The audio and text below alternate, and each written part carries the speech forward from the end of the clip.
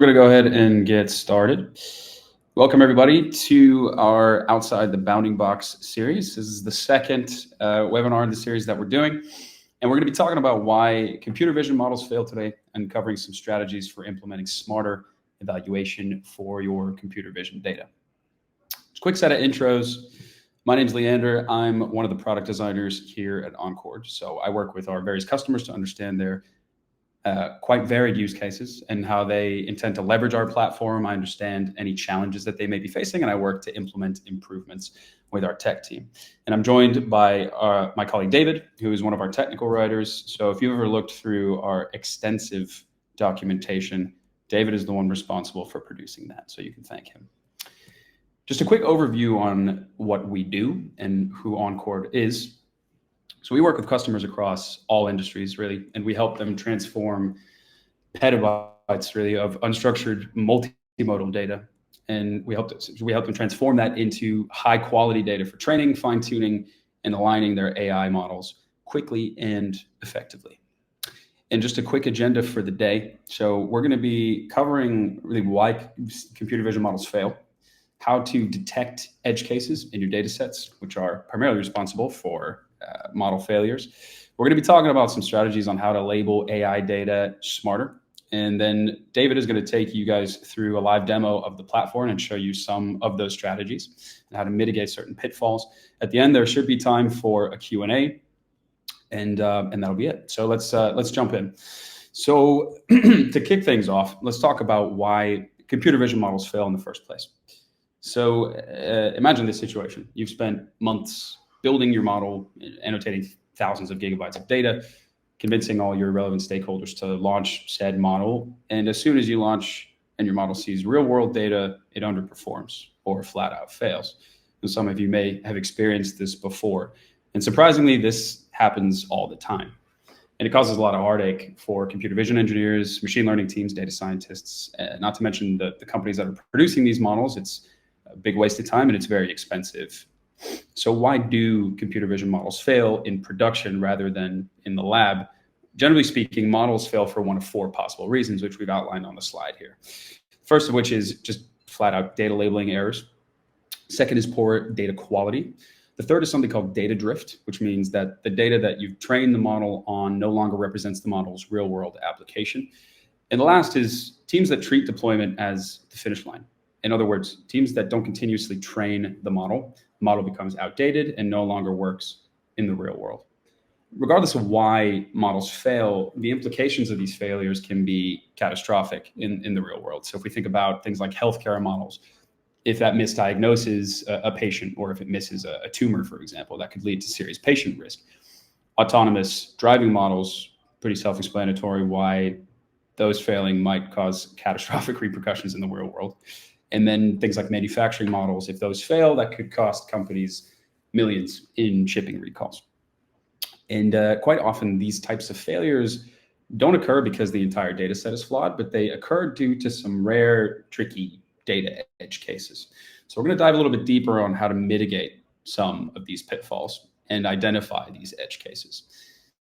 And first things first, let's talk about what edge cases actually are. So generally speaking, an edge case in your data set refers to an outlier in that data that you're using to train your model. So think atypically dark images or really blurry images or images where it might be easy for an annotator to mislabel an object.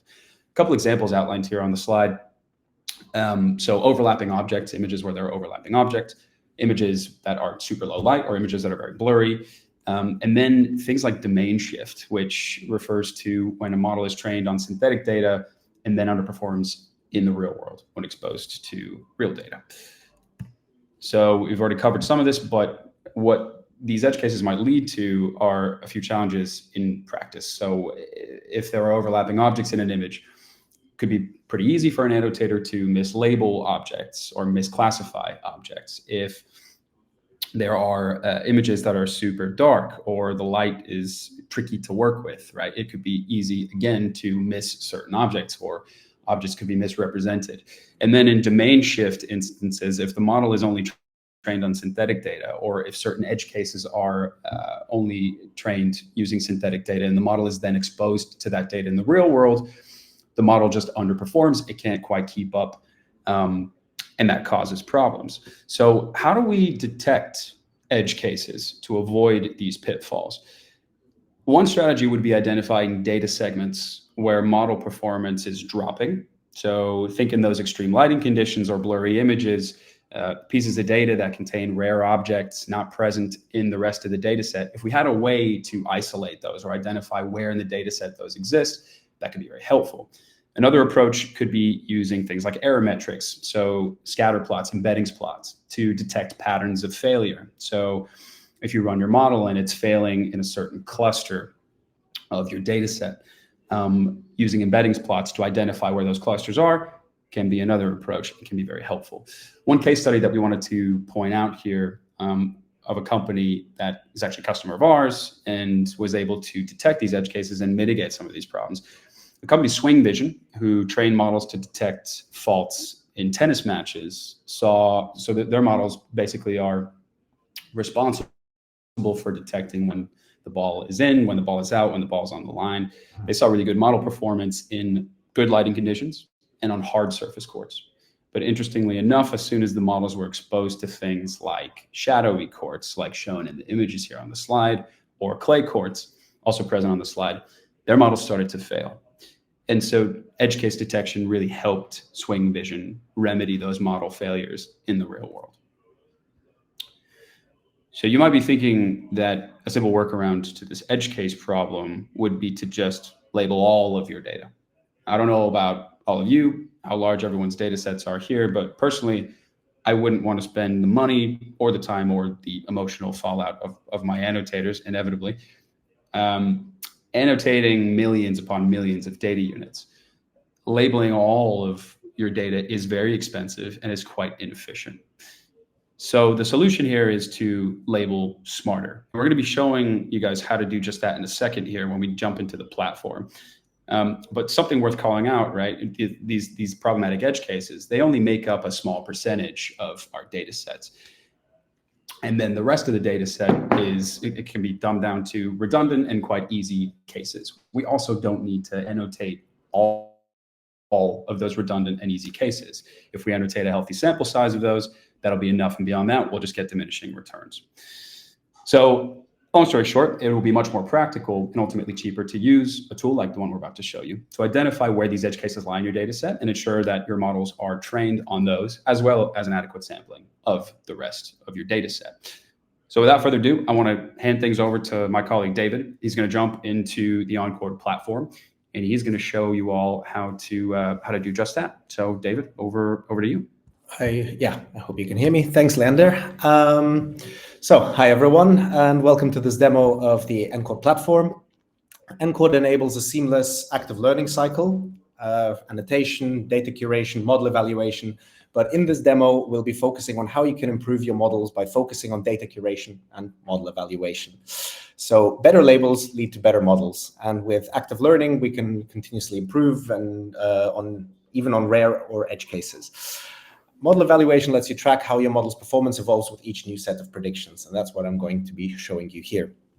So first of all, our data set here is made up of labeled dashcam footage, type of data that autonomous vehicles can rely on. In this context, accurate model predictions are absolutely crucial, and even small mistakes in detecting pedestrians, cyclists, road signs, you name it, can have serious consequences.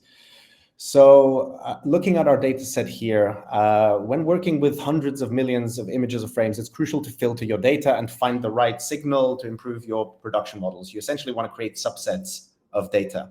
And I'm going to show you how to do this right here. By curating raw data, you can then create targeted subsets. So here we have certain preset filters that you can use that ENCODE already comes with. And this allows you to filter your data with brightness, blue value, aspect ratio, you name it. There's a number of different filters that are available to you. You can also use a natural language search to look for specific kinds of scenarios.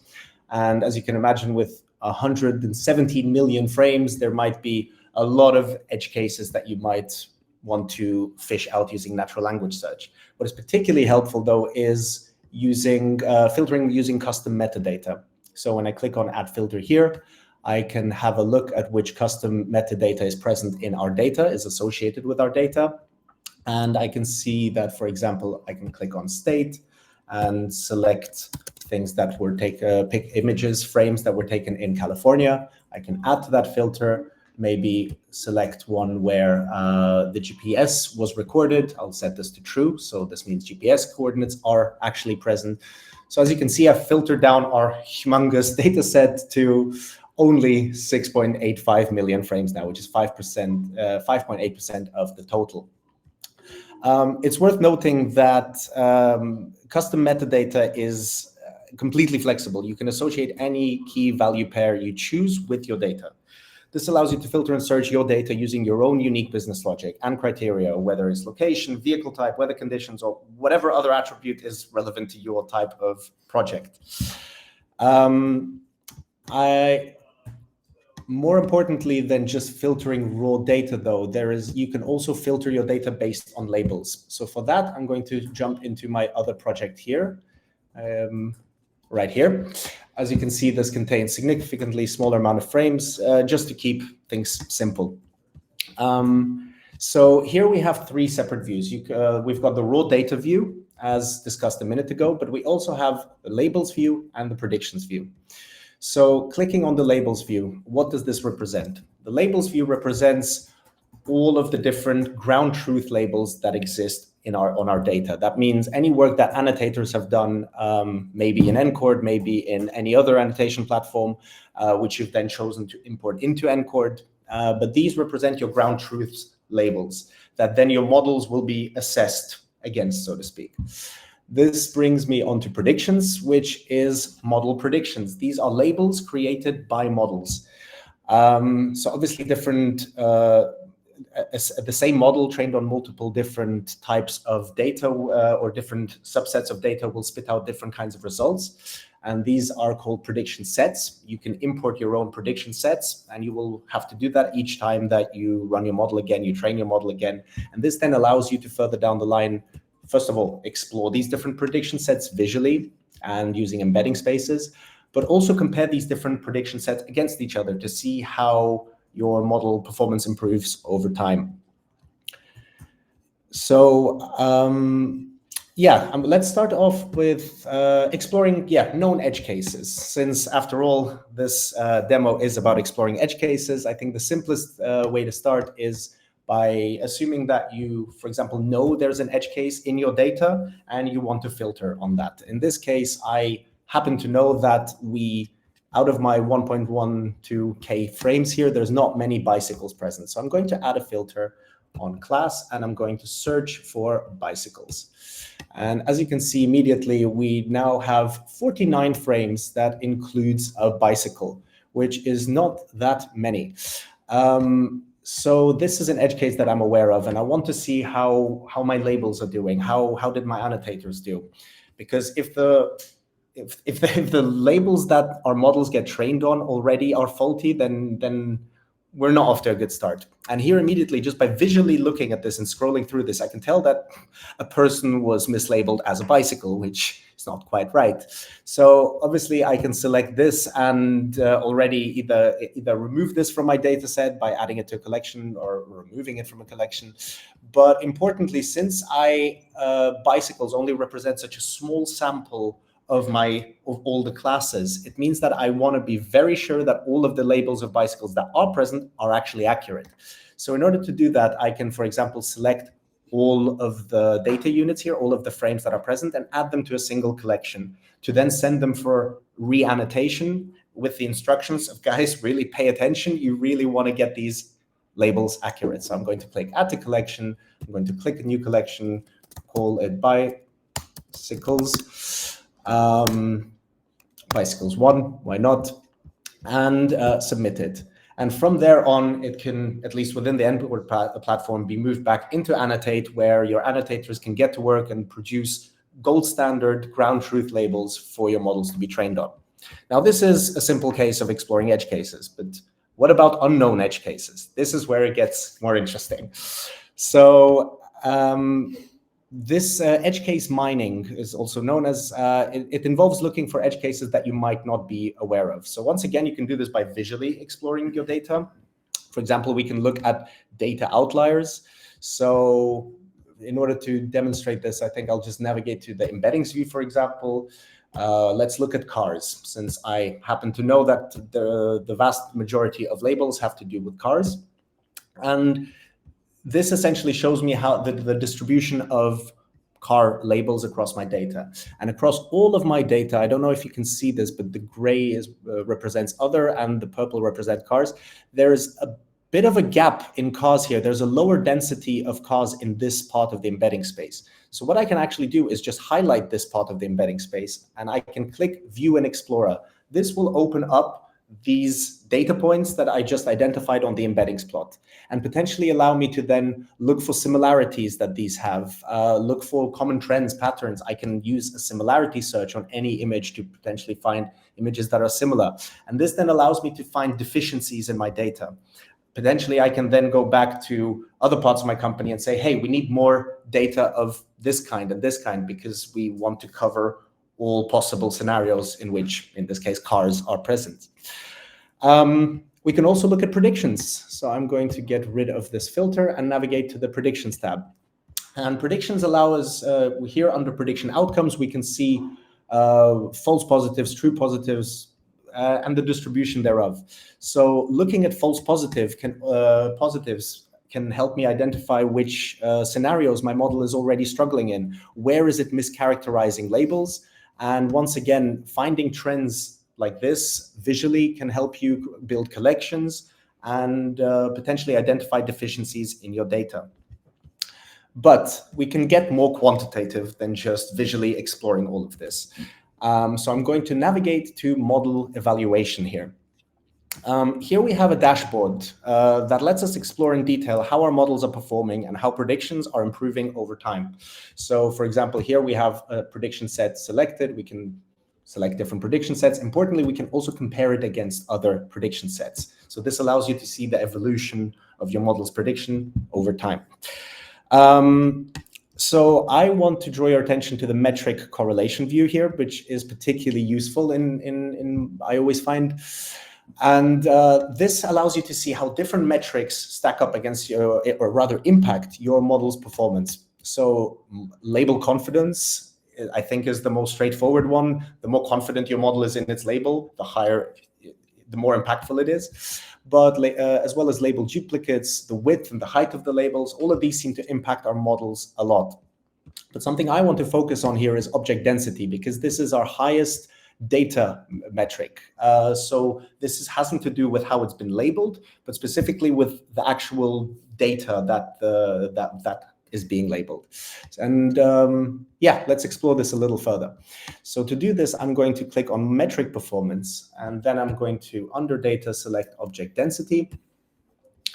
And this then allows you to see where our model starts to struggle. So from roughly 0.33, it says here, to the maximum value, the data becomes more noisy. There's less consistent results. So we probably have identified an issue here with denser data units. So let's jump back into the Explorer view and have a look at what's going on here.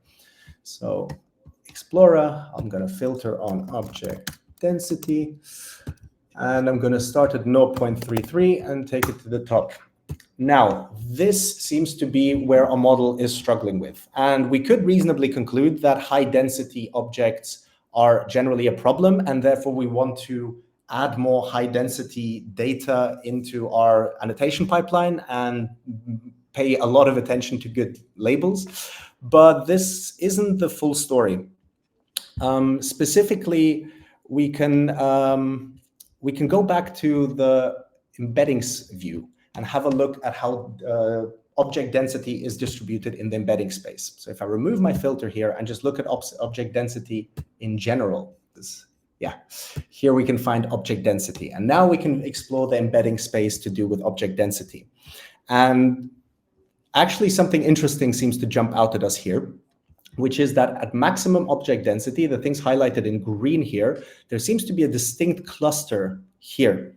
So I probably want to explore this cluster a bit more. So I'm going to highlight this and view this in the Explorer. And what immediately jumps out at us is that it's probably not object density that is the problem. It's something that our algorithm flagged as having a high object density simply because the data is just not good. It's either too dark or too light or blurred, or our algorithm can't make out what's going on. And to be honest, I can't make out what's really going on here. So these are all probably frames that we want to exclude from model training altogether. So once again, I can select all of these and I can add these to a collection as I showed you a minute ago, and we can then remove these from our training data before retraining our model. Chances are our model will perform better being trained on less data than more data in this case, because this is junk. Another thing you can do at this point is perform a similarity search on one of these dark or light ones to see whether there is other bad bits of data that weren't included in this embedding cluster that we've just identified. So if I click on similarity search, there we go, we find a bunch of other bad ones that we probably want to add to the same collection before we remove it from the training data. And this way we've identified an edge case. In this case, we've identified a huge cluster of bad data in our data set simply by exploring quantitatively the embedding space that, of our data. And finally, I wanted to also just quickly run you through the confusion matrix that we have here. If we go back to model evaluation and click on confusion matrix, this is at the time of recording a fairly new feature. So the confusion matrix is a table that shows you how well a model distinguishes different classes. Each row represents actual ground truth, while each column represents the model's predictions. And in a data curation platform such as this, the confusion matrix gives a quantitative summary of the same mistakes and patterns that you might notice when you're visually exploring the data set. So what we were doing visually here is represented quantitatively. So errors appear off diagonal. On the diagonal, we see direct matches. So for example, this is the number of cars that have been labeled as cars in the ground truth that are also labeled as cars by our models. So this is good. But off center, we see, for example, there have been 551 instances of pedestrians that were mischaracterized as cars by our models. So this then allows you to, for example, combine the confusion matrix with visual data to provide a high-level overview and a detailed view of model performance to then allow you to curate your data sets effectively. And this entire process, from discovering issues with your data and predictions to sending them for relabeling and then evaluating the results back here, is what's known as the active learning cycle, which ENCODE, which our platform is ideally suited for. Better labels will improve model performance, which allows us then to tackle even less represented edge cases, even weaker signals in the future. So you can see this is an iterative loop of ever improving model performance. Model evaluation, shown here, lets you track your model's performance with each new set of predictions that you generate. So yeah, I think that's it. Thank you for your time. And now back to you, Leander.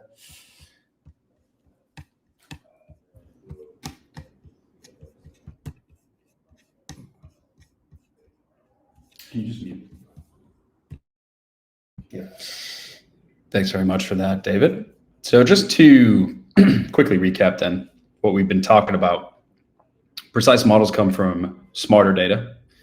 Models don't fail because of their architecture, they fail because of tricky or bad data. Being able to detect edge cases in our data sets really enables us to isolate where our models are struggling, as David was just showing us, and ultimately enables us to label smarter and train our models more effectively. And the right tools can really help us scale the impact of our model, scale the impact that our models can have in the real world. We now want to give folks some time to ask any questions, and I see we've gotten a couple questions in the chat already. So first question is, how did Encore relate object density to bad image quality? Was it just chance that the anomaly in the object density just happens to be because the quality was bad, hence maybe the annotations were wrong, thus giving incorrect object counts? David, maybe you want to take that? Feel free to share your screen as well. Of course, no problem. So why exactly this happened is something that you can also use Oncord to explore. So, for example, let me share my screen again.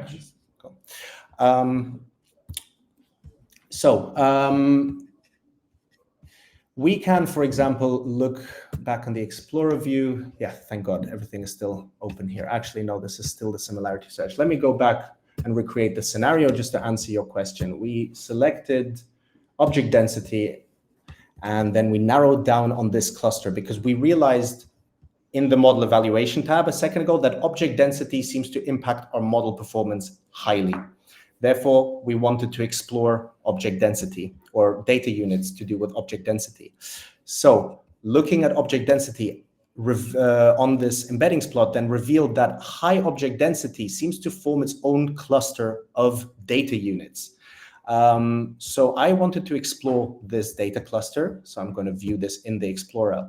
And this is when we realized that whatever is being characterized as high density here, for example, we can see the labels. There is a high density of labels here. Other times there might be the algorithm that says there's a high density of objects here, but this is so dark that you can barely actually see it. So the margin of error might be very large. Here as well, it's very blurry, so it's very easy for an algorithm to classify this as high density because it doesn't really know what's going on. So we can vaguely see that there's a high density of cars here, and that's probably what the algorithm did as well. But this is not something you would want your annotators to label or to form part of a good data set. So in a way, by exploring impactful data metrics, we've identified bad data. I hope that answers your question. I see another question, which is how can we use different types of embeddings to explore signals in our data and model predictions? Right. I think let's take it from the top. If you want to stick with me, have a bit of time. So what are embeddings? Embeddings are numerical representations of complex data. Right. Let me navigate to this so you can actually visually see this.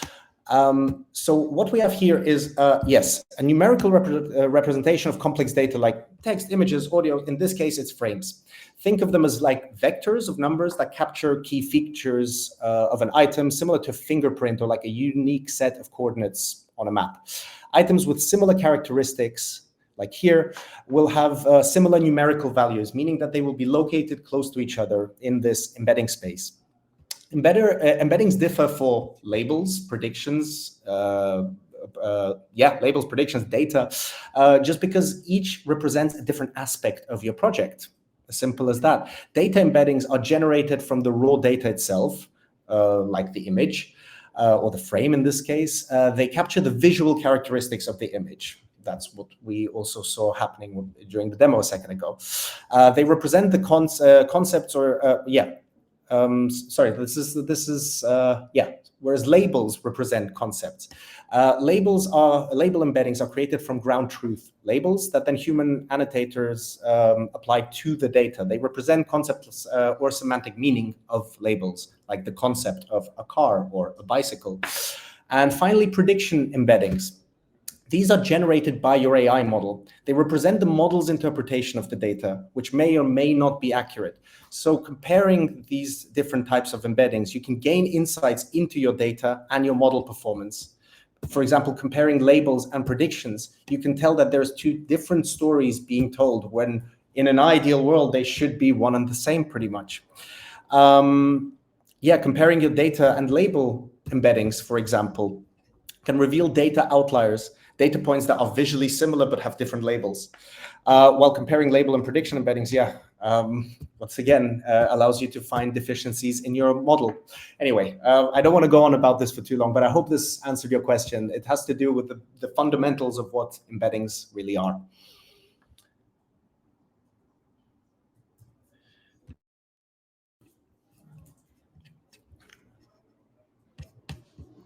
Right, I see another question here, which is what type of projection do you use for embeddings?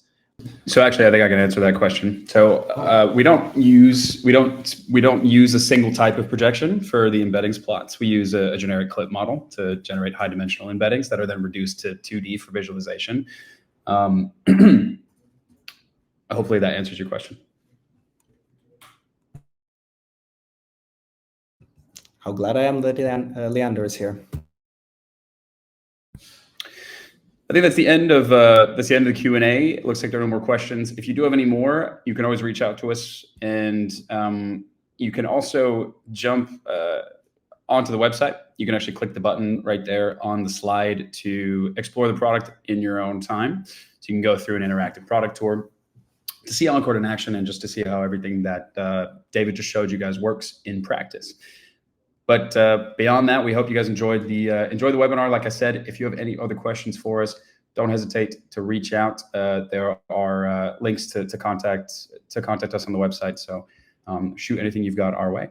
And we hope to see you all very soon. Thanks very much.